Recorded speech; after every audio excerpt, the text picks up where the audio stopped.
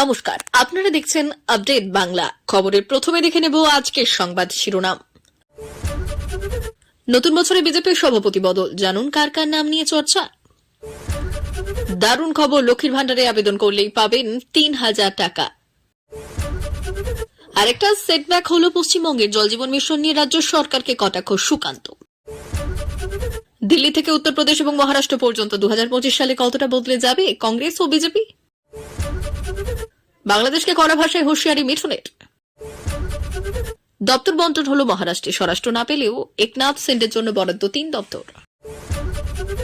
ভারতের এই একটি ঘাই বাংলাদেশের ঝুঁকে গা নেহি, মনোভাব পালাবে পাই পাই করে, পাক চীনের মদতেও হবে কাঙাল দশা। লকেট হেরেছে গোষ্ঠীদ্বন্দ্বে, মিঠুনের মন্তব্য নিয়ে অস্বস্তিতে বঙ্গ বিজেপি। বাংলাদেশ T-2B ড্রোন মোতায়েন করার পর মোদী সরকারের বড় সিদ্ধান্ত। ঝুপড়িতে এত দাহ্য পদার্থ কেন, আগেই সতর্ক করেছিলেন মমতা, ববি কি পদক্ষেপের ইঙ্গিত দিলেন? আসছি বিস্তারিত খবরে। সংসদের শীতকালীন অধিবেশন সদ্য শেষ হয়েছে, সামনে দিল্লি বিধানসভা ভোট, আর তার আগেই দলের সর্বভারতীয় সভাপতি পদে নির্বাচন সেরে ফেলতে চাইছে বিজেপি। এই নিয়ে তৎপরতাও শুরু হয়েছে জোর কদমে। দলীয় সূত্রে খবর, ৩০ ডিসেম্বরের মধ্যে বিজেপি ব্লক স্তরে নির্বাচন সম্পন্ন করতে হবে। জানা গিয়েছে ২০ জানুয়ারির মধ্যে সর্বভারতীয় সভাপতি পদে নির্বাচন প্রক্রিয়া সেরে ফেলতে চাইছে বিজেপি। তারপরে পরবর্তী বিজেপি সভাপতির নাম ঘোষণা করা হতে পারে। জেপি নাড্ডার উত্তরসূরি হিসেবে আপাতত যাদের নাম ঘিরে সর্বাধিক চর্চা চলছে তারা হলেন কেন্দ্রীয় জলমন্ত্রী তথা গুজরাট বিজেপি সভাপতি চন্দ্রকান্ত রঘুনাথ পাতিল, কেন্দ্রীয় শিক্ষামন্ত্রী ধর্মেন্দ্র প্রধান এবং কেন্দ্রীয় বন পরিবেশ মন্ত্রী ভূপেন্দ্র যাদবের নাম। তবে কার ভাগ্যে শেষ পর্যন্ত শিখে চড়বে সেটা নির্ভর করছে প্রধানমন্ত্রী নরেন্দ্র মোদী এবং স্বরাষ্ট্রমন্ত্রী অমিত শাহের ওপর। যিনি দায়িত্ব পান তার প্রথম লিটমাস টেস্ট হবে দিল্লি বিধানসভা ভোটে। কেন্দ্রীয় সরকারের নাকের ডগায় পরপর দুবার আপের কাছে গোহারা হারে বিজেপি। এদিকে সূত্রের খবর, পশ্চিমবঙ্গে এখনো পর্যন্ত প্রায় ১৮ থেকে ২০ লক্ষ মানুষ বিজেপির সদস্য পদ সংগ্রহণ করেছে। দলের লক্ষ্য ডিসেম্বরের মধ্যে সদস্য সংখ্যা ২৫ লক্ষ পৌঁছানো এবং আনুষ্ঠানিকভাবে সদস্য সংগ্রহ অভিযান শেষ করা। এই প্রাথমিক সদস্যপদ কর্মসূচি শেষ হওয়ার পর শুরু হবে সক্রিয় সদস্যপদ গ্রহণের প্রক্রিয়া। তা সম্পন্ন করতে প্রায় ২ সপ্তাহ সময় লাগবে। এর পরবর্তী ধাপে ব্লক স্তরের সভাপতি নির্বাচন শুরু করবে দল। ব্লক স্তরের নির্বাচন শেষে মঙ্গল এবং রাজ্য স্তরের নেতৃত্ব বাছাই করা হবে। বিজেপির লক্ষ্য ২০২৫ সালের জানুয়ারির দ্বিতীয় সপ্তাহের মধ্যেই রাজ্যের সাংগঠনিক নির্বাচন সম্পূর্ণ হবে। পশ্চিমবঙ্গের মহিলাদের জন্য চালু হওয়া লক্ষ্মীর ভান্ডার নিয়ে গুরুত্বপূর্ণ আপডেট। রাজ্য সরকারের লক্ষ্মীর ভান্ডার প্রকল্প নিয়ে অধিকাংশ সময়ই চর্চা চলে। আজকের এই প্রতিবেদনে প্রত্যেক মহিলা উপভোক্তার জন্য ভালো খবর রয়েছে। এবার থেকে লক্ষ্মীর ভান্ডার সহ প্রত্যেক পরিবার কর করে ৩,০০০ টাকা পাবে। জেনে নিন কিভাবে সম্ভব, তাহলে সুবিধে পাবেন আপনিও। মহিলাদের ক্ষমতায়নের উদ্দেশ্য কেন্দ্র এবং বিভিন্ন রাজ্য সরকার একাধিক প্রকল্প চালু করেছে, তা আমাদের সবার জানা। তার মধ্যে অন্যতম এবং ভীষণভাবে উল্লেখযোগ্য প্রকল্প হল লক্ষ্মীর ভান্ডার। আপনারা যারা এই প্রকল্পের উপভোক্তা তাদের নিশ্চয়ই জানা আছে এই প্রকল্পের মাধ্যমে প্রত্যেক মাসে নির্দিষ্ট অর্থ সাহায্য পান আপনারা।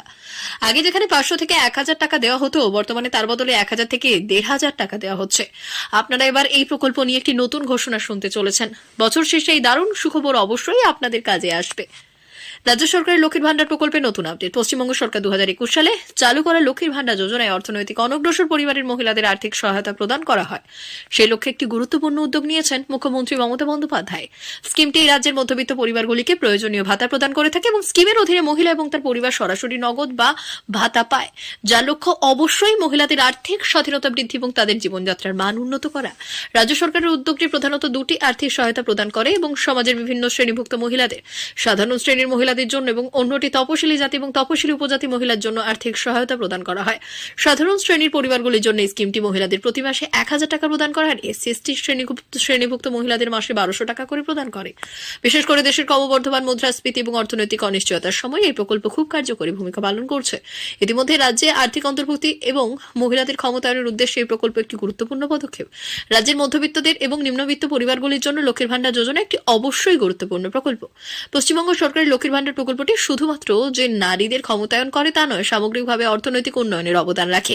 এই প্রকল্পটিতে নারীদের হাতে সরাসরি অর্থ দেওয়ার মাধ্যমে সরকার নিশ্চিত করেছে যে এই সম্পদগুলি পুরো পরিবারের কল্যাণের জন্য ব্যবহার করা হয়। এই প্রকল্পের আরও ভূমিকা রয়েছে, যেমন এটি মহিলাদের আরও আর্থিকভাবে স্বাক্ষর এবং স্বাধীন হওয়ার সুযোগ দেয়। এই প্রকল্প রাজ্যের আর্থসামাজিক কাঠামোতে দীর্ঘমেয়াদী বিনিয়োগ করে। ইতিমধ্যেই শোনা যাচ্ছে আরও একটি ভালো খবর, আগামী বছর অর্থাৎ ২০২৫ থেকে শুধু মহিলারাই নয়, পুরুষরাও এই ভাতার আওতায় আসতে পারে। জলজীবন মিশন নিয়ে সংসদে প্রশ্নোত্তর পর্ব কাজের অগ্রগতি সম্পর্কে জানতে চাওয়া হয়েছিল। বাংলার তৃণমূল কংগ্রেস সাংসদ খলিলুর রহমান প্রশ্ন উত্থাপিত করেছিলেন, যার জবাব দেন বিজেপির জলশক্তি মিশনের প্রতিমন্ত্রী ভি সোমান্না। এই প্রকল্পের কাজ কতদূর হয়েছে তা নিয়ে প্রশ্ন ওঠে। সেখানে পশ্চিমবঙ্গ সরকারের কাজ যে ঢিলেমিতে চলেছে সেটা উঠে এসেছে বলে দাবি করলেন বিজেপির আরেক কেন্দ্রীয় প্রতিমন্ত্রী সুকান্ত মজুমদার। আর সেই সংসদের প্রশ্নোত্তর পর্বের নথি আজ এক্স হ্যান্ডেলে তুলে ধরেছেন সুকান্ত মজুমদার। এই নথি তুলে ধরে বাংলার সরকারকে আক্রমণ করেছেন বিজেপির এই সাংসদ। আর এই প্রকল্প সময় শেষ হবে কিনা তা নিয়ে সংশয় প্রকাশ করেছেন। যেখানে মমতা বন্দ্যোপাধ্যায় সরকারের দাবি জল জীবন মিশনের কাজ দ্রুত গতিতে চলছে, তার জন্য পৃথক কমিটি গঠন করে এবং কাজের নজরদারি করা হচ্ছে। করোনা ভাইরাসের সময় এই কাজে ঢিলামি পড়েছিল, কারণ তখন কাজ করার ক্ষেত্রে বেশ ভয় ছিল। এখন সেই ভয় নেই, তাই দ্রুত গতিতে কাজ চলছে। যদিও এক্স হ্যান্ডেলে সুকান্ত মজুমদার লিখেছেন, মমতা বন্দ্যোপাধ্যায়ের নেতৃত্বে আর একটা সেটব্যাক হলো পশ্চিমবঙ্গের। জল জীবন মিশন প্রকল্প বাস্তবায়িত করতে ঢিলামি দেখা হচ্ছে এবং দেখা হচ্ছে রাজ্য সরকারের। এই প্রকল্প চালু হয়েছিল কলের জল গ্রামীণ বাড়িগুলিতে পৌঁছে দেওয়ার জন্য, তবে এই অগ্রগতি বেশ চিন্তা। 2025 সাল থেকে দেশের রাজনীতির জন্য বিশেষত কংগ্রেস ও বিজেপির ক্ষেত্রে অত্যন্ত গুরুত্বপূর্ণ হতে চলেছে। এবছর উভয় দলের সংগঠনে বড় পরিবর্তন প্রত্যক্ষ করা যাবে।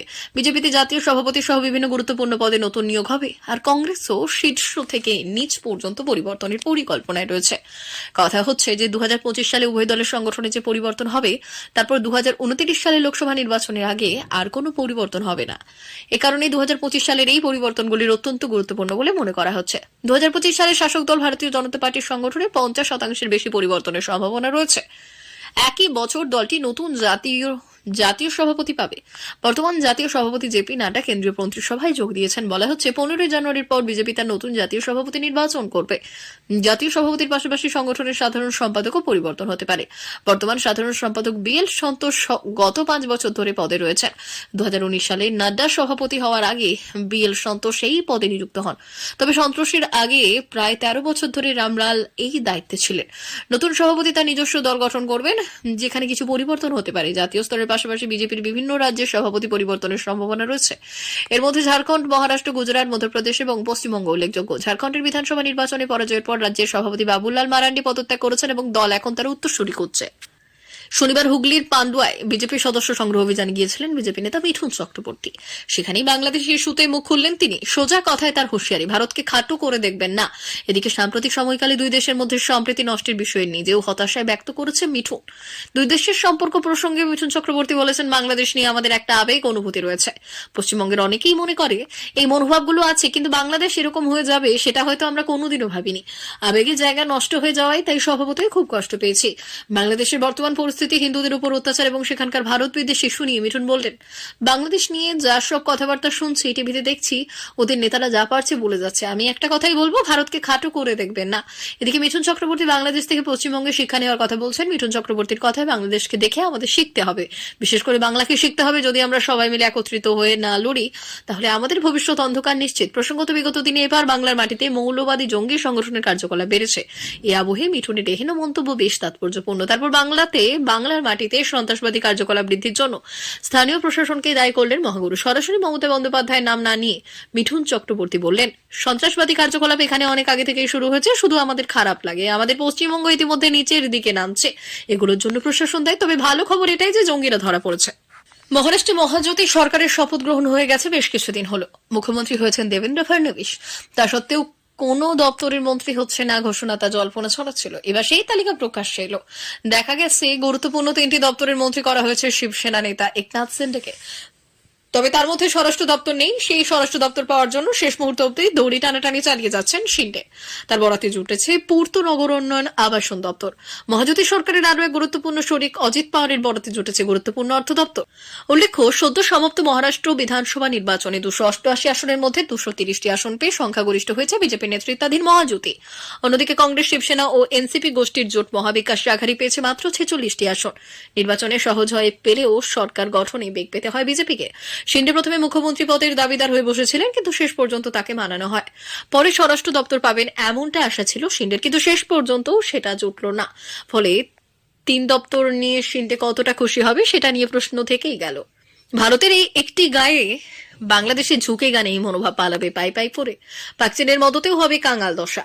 অগাস্টে শেখ হাসিনা শাসনের পতনের পর বাংলাদেশ ভারতের প্রতি সংঘাতমূলক অবস্থান এবং নয়াদিল্লির শত্রু দেশ পাকিস্তান এবং চীনের প্রতি ঝোঁক দেখায়। কিন্তু দেশটি এখন অর্থনৈতিক এবং সামাজিক মন্দা চূড়ান্ত জায়গায় পৌঁছেছে। বাংলাদেশ ভারতের সঙ্গে 94% সীমান্তের ভাগ করে, ফলে বৃহত্তর প্রতিবেশীর ওপর অত্যন্ত নির্ভরশীল। বিশেষ করে অর্থনৈতিক এবং নিরাপত্তার দিক থেকে বাংলাদেশের 4367 কিলোমিটার দীর্ঘ সীমান্ত এটিকে নিরাপত্তা এবং বাণিজ্যের জন্য ভারতের উপর নির্ভরশীল করে। নয়াদিল্লি ঢাকার সবচেয়ে বড় বাণিজ্য অংশীদার। 2022-23 সালে ভারত এবং বাংলাদেশের মধ্যে মোট বাণিজ্য ছিল $16 বিলিয়ন, যার মধ্যে ভারতের রপ্তানি ছিল প্রায় $2 বিলিয়ন, যার অর্থ নয়াদিল্লির সঙ্গে ঢাকার ব্যাপক বাণিজ্য ঘাটতি রয়েছে। বাংলাদেশ ভারত থেকে তুলা, খাদ্যশস্য, চিনি, ইলেকট্রনিক্স এবং স্টিলের মতো গুরুত্বপূর্ণ পণ্য এবং প্রয়োজনীয় জিনিস আমদানি করে এবং বাণিজ্য বন্ধ করা নিঃসন্দেহে ঢাকার অর্থনীতিকে পঙ্গু করে দেবে।